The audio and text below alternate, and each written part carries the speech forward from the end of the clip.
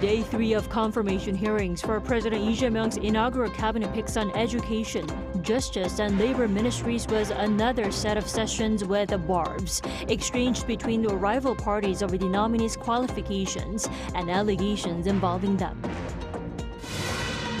South Korea's port city of Busan will host the 48th UNESCO World Heritage Committee next July.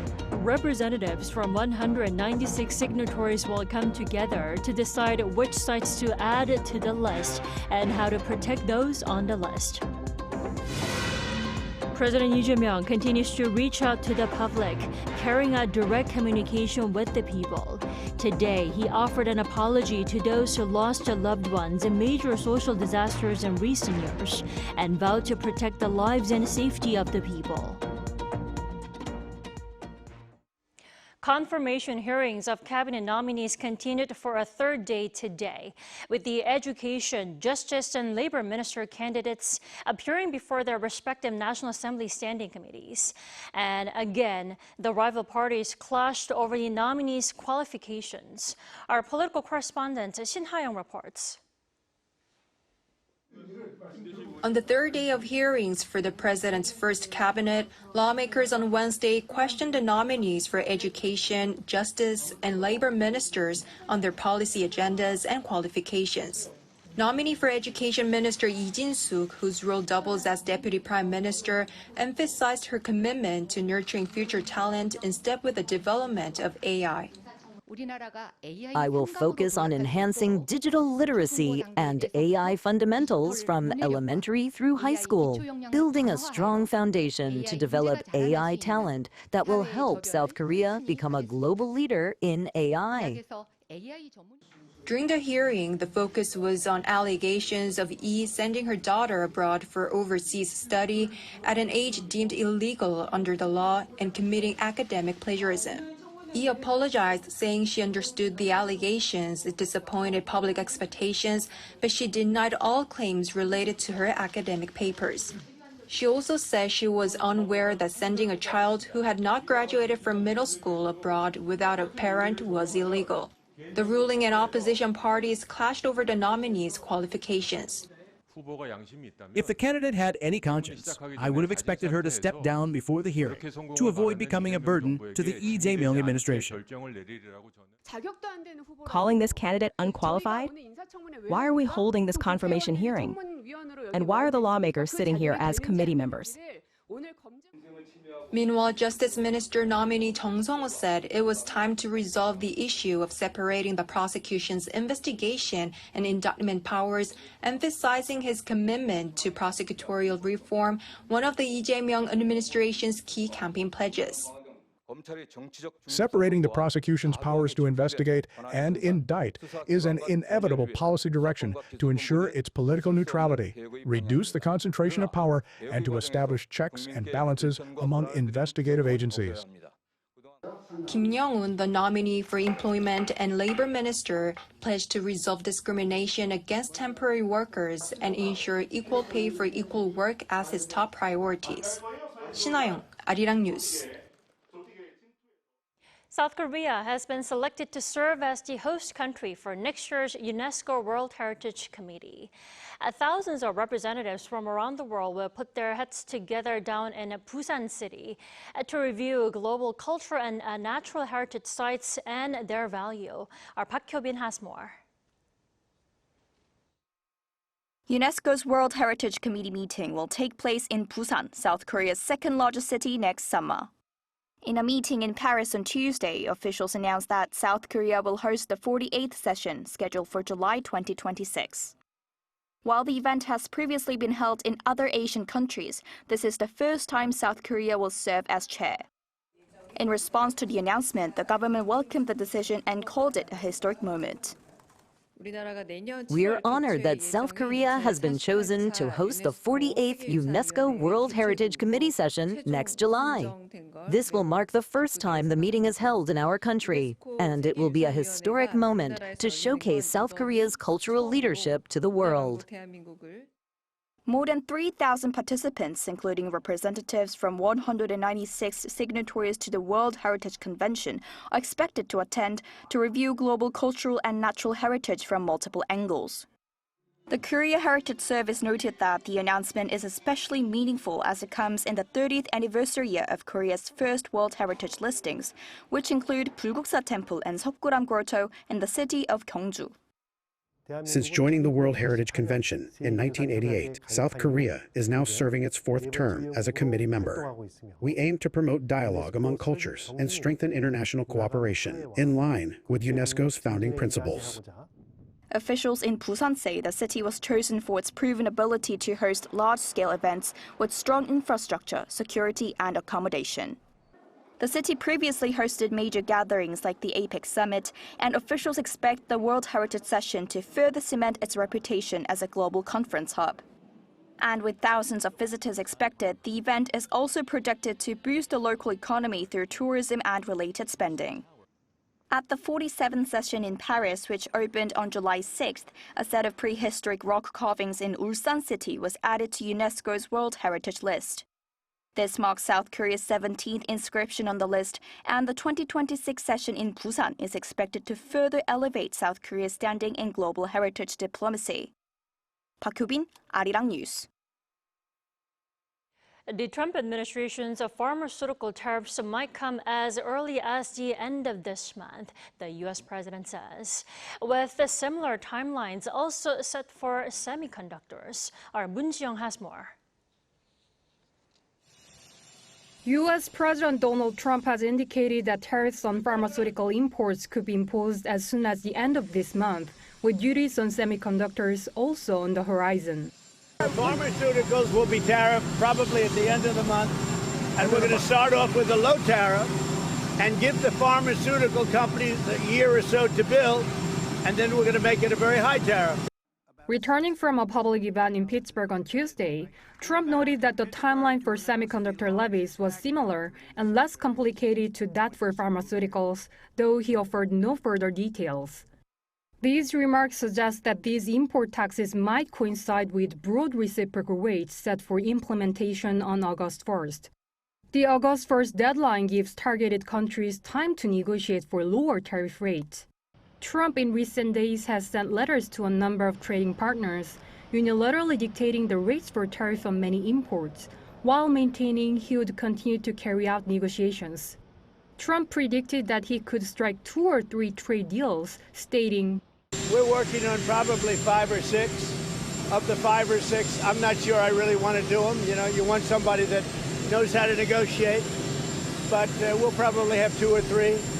Meanwhile, the Trump administration also announced plans to impose tariff on goods from smaller countries, including those in the Caribbean and Africa, which have not received tailored rates. Caribbean countries, African countries, you have a huge amount of countries that are small, and the president's just going to deal with them sort of the way he thinks is the right way to deal with them. Trump also mentioned that while some countries, such as South Korea, had shown a willingness to open trade following his threats, others, like Japan, had not. Moon Ji-young, Arirang News. The U.S. House Committee passed a defense budget bill for the fiscal year 2026.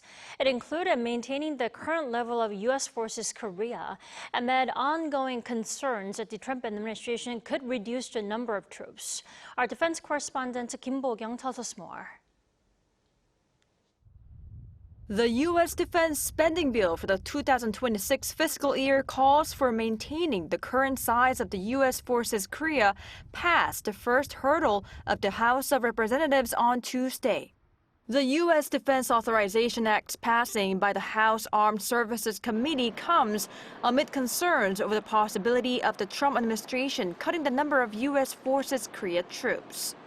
The bill passed by a verbal vote was Republican Congressman Joe Wilson's amendment to the NDAA, where he stated that the defense secretary should continue efforts to strengthen alliances and partnerships in the Indo-Pacific region. Such efforts would include maintaining the current size of U.S. forces in South Korea, enhancing mutual defense cooperation, and reaffirming the U.S. commitment to providing extended deterrence using all available defense capabilities. This text is the same as the current 2025 NDAA, which passed Congress in December last year. The previous draft of the 2026 NDAA, which the committee chairman, Republican Mike Rogers, shared with the committee, did not include a part stipulating maintaining the status quo with regard to the size of U.S. troops in South Korea until Wilson's amendment. The phrase in the NDAA is not legally binding. However, it has often been accepted as Congress's recommendation. The passage of the NDAA at the lower house committee comes after the Senate committee passed its own version of the fiscal year 2026 NDAA on Friday.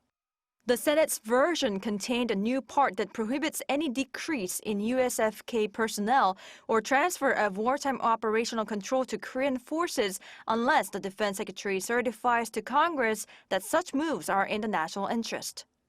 It also called for the chairman of the Joint Chiefs of Staff, the Indo-Pacific Command Commander, and the USFK Commander to conduct independent assessments on the risks associated with troop reductions or transfer of wartime operational control.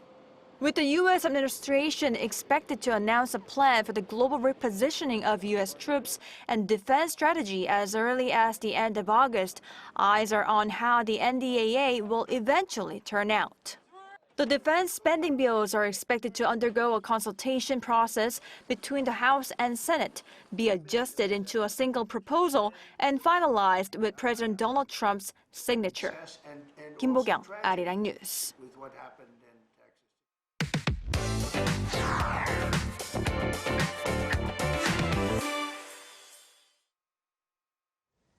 South Korea's foreign policy is still in the early stages of formation, a little over a month after the Lee Jae-myung administration took office. A new foreign minister awaits confirmation. Top-level talks with the U.S. are in the works, and there are growing efforts to diversify Korea's diplomacy. To touch upon the latest developments, we turn to our correspondent Oh Soo-young here in the studio. Welcome, Soo-young. Good evening, Tommy. So, Soo-young, why don't we start with the confirmation hearing for Cho Hyun. He is the nominee for foreign minister taking place on Thursday, which is tomorrow. What do we know about him, and what will his priorities be? Right, so Ambassador Cho Hyun is a very seasoned diplomat. He served previously as the first and second vice foreign ministers, as well as South Korea's permanent representative to the United Nations. Now, Cho Hyun also happens to be a trade negotiation expert who is behind economic cooperation and various trade initiatives with the likes of Japan, India, and Mexico. So it's likely that he'll play a rather instrumental role in handling tariff negotiations alongside the trade minister and further strengthening the South Korea-US alliance at a very critical time when it's hard to engage with the Trump administration. Now, amid pressure coming from Washington officials to offer more financially from the South Korean side outside the existing agreement on sharing the cost of stationing US troops on the Korean Peninsula, Seoul's foreign ministry has simply said that it's communicating with the US on ways to further develop the alliance. So once Cho is inaugurated, setting the course of these negotiations will be a priority for him. And, well, in his comments over the past month, Cho has indicated that he will aim to strengthen the South Korea-US alliance, but at the same time broaden Seoul's realm of foreign policy beyond its traditional partners. So his time at the UN would definitely prove valuable in expanding Korea's multilateral diplomacy.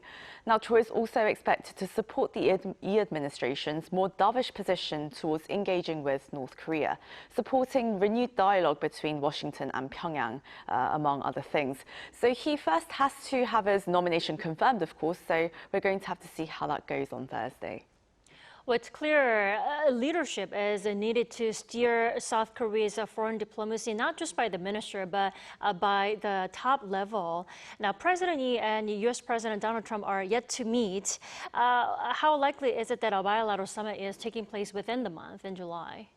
Well, based on my highly personal opinion and some of experts that I've spoken to, a July summit is looking more and more unlikely, Tammy. And, well, after initially hinting that a summit could happen next week, the South Korean presidential office has now simply said it's closely communicating with Washington, so we don't really know what that means clearly. And this comes after plans for a high-level visit by U.S. Secretary of State Marco Rubio were cancelled earlier this month, reportedly due to his other priority engagements in in the Middle East. Now, Rubio's visit was expected to lay the groundwork for a summit in the coming weeks, and now we're not really hearing much from either side. That's concrete. And with President Trump's new deadline for tariff negotiations set for August 1st, that's growing pressure for Seoul to procure a meeting as soon as possible.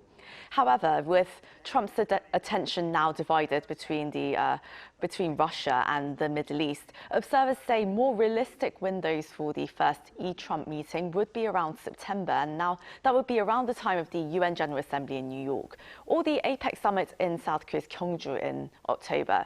For now, the two presidents have only spoken on the phone in the days after Lee Jae-myung took office. Right. Soo-young, in the meantime, though, it looks like there's been some progress on a regional diplomacy. Tell us more. Right. So President Lee Jae-myung has made it clear that he's trying to diversify South Korea's diplomacy beyond the scope of its traditional partners, and it's also traditionally security-focused interests. And this includes holding a stronger presence at multilateral forums, as we saw at the ASEAN Regional Forum last Thursday and Friday, held in Malaysia. South Korea and ASEAN adopted a new 5-year plan of action, laying the groundwork for deeper political, security, economic, and socio-cultural relations. We usually expect Korea to be that standard setter and to help us in terms of building our frameworks, regional frameworks on digital economy, on cybersecurity, on, say, renewable energy in the future, energy resiliency, right? No, that's one, so standard setting. Second is, of course, how Korea is a leader in technology, so infrastructure and funding, that's something that's complementary to ASEAN. And last but not least, of course, Korea is also being seen as a reliable and rising option that is politically safe, friendly. There is no chance that Korea will be seen as troublesome or geopolitically difficult to work with, like other countries at this moment, right?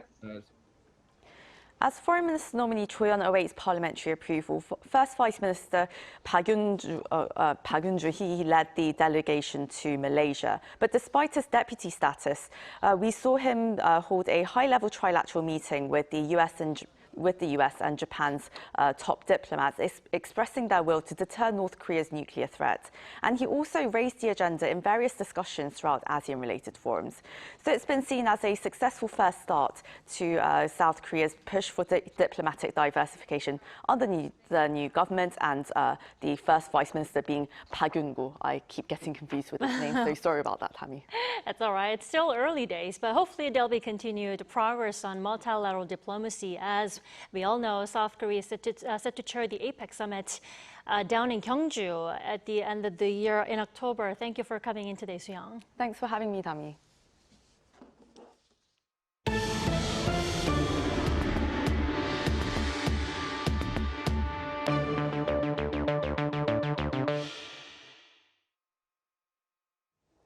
A dialogue took place today to offer consolation to bereaved families of major social disaster in Korean society.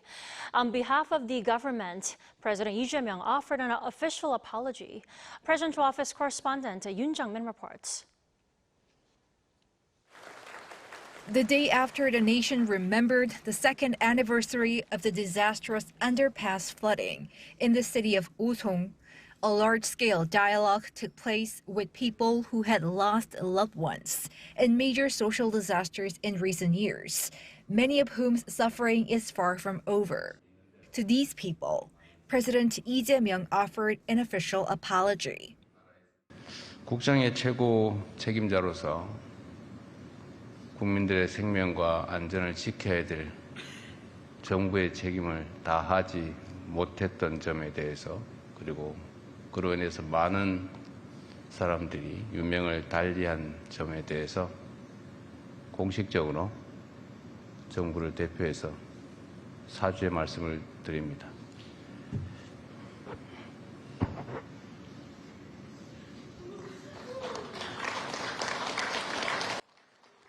Invited to the Yongbin-gwan Hall at the Blue Hills on Wednesday were some 200 of them for consolation and healing. Among them were bereaved families of the Seoul ferry sinking that killed more than 300 people in 2014, many of whom were young people aboard for a school trip. The Itaewon crowd crush in 2022 and the Busan airport crash late last year. Some still called for getting to the bottom of what happened and holding those responsible to account. We call for an investigation into the cause of the disaster and for the Interior Ministry to immediately open an investigation to find out the cause of the flooding. Others suffer from secondary victimization. Since the disaster, we have never been apologized to for the state violence whereby victims have been subject to inspections and efforts to uncover the truth have been hindered. As the message was clear about what should be done at a national level, the focus was on how the state should function to prevent such disasters from happening again. 국가의 제1의 책임은 국민의 생명과 안전을 지키는 것입니다. 국민이 위협받을 때, 또 국민이 보호받아야 할 때 그 자리에 있지 못했습니다. 그리고 이 사회가 생명보다 돈을 더 중시하고 안전보다는 비용을 먼저 생각하는 잘못된 풍토들이 있었기 때문에 Wednesday's meeting was part of President Lee's attempts to bolster direct communication with the people. Another town hall meeting is scheduled on Friday in the southeastern city of Busan. Yoon Jung-min, Arirang News. Amid the height of summer here, the Democratic Party on Wednesday inspected food wholesale and logistics sites to determine heat wave and inflation countermeasures. Acting party leader Kim Byung-gi warned that soaring food prices caused by extreme temperatures, so-called heatflation, are becoming a reality, vowing to stabilize costs and reform distribution. Officials highlighted online wholesale markets as a way to cut supply chain layers and reduce consumer prices. Kim also called for better protection for delivery workers and urged companies to join a no delivery day in August to help prevent deaths from overwork. The number of people in jobs in South Korea continues to grow. However, there were further struggles for those under the age of 30 and the construction and manufacturing industries. Our Kim Do-yeon has the details. The employment rate in South Korea continues to grow, but concerns remain.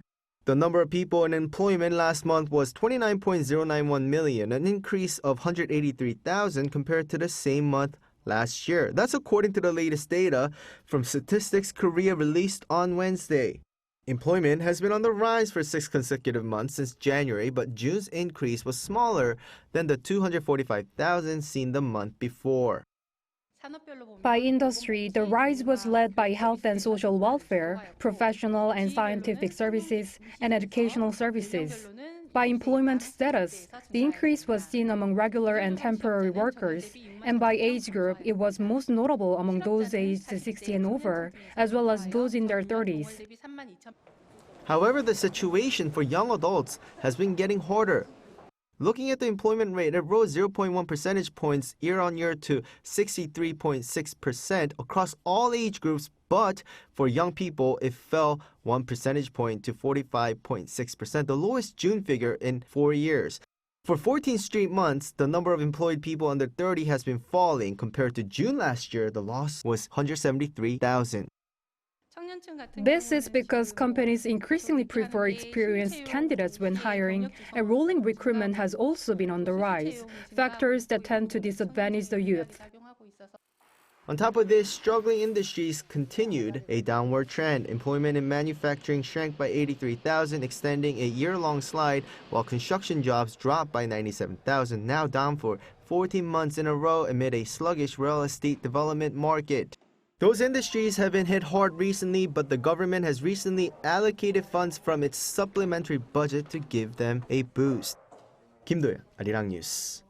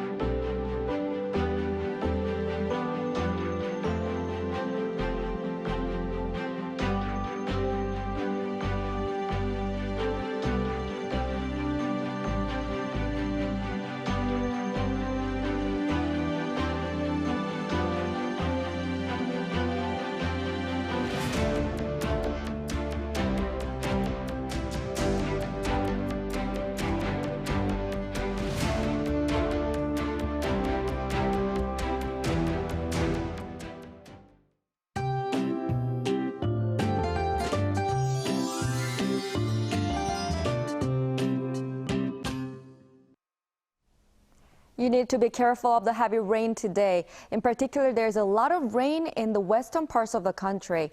Even strong water bombs of 50 millimeters per hour are expected. Currently, heavy rain advisories are in place around the Seoul metropolitan area and the Chungcheongdo provinces. Up to 200 millimeters of heavy rain is expected in southern Gyeonggi-do province and Chungcheongnam-do province by tomorrow, and 150 millimeters or more in central inland areas, southern Gangwon-do and western Jeollabuk-do provinces. Other central areas and the Jeollado provinces will also receive up to 100 to 150 millimeters of heavy rain by tomorrow. Tomorrow, most areas will start off at around 24 to 25 degrees Celsius. Daily highs move up to 29 degrees in Seoul and Daejeon, Gwangju and Busan 30 degrees. This rain will continue across the country until Saturday. That's all for Korea. Here are the weather conditions around the world.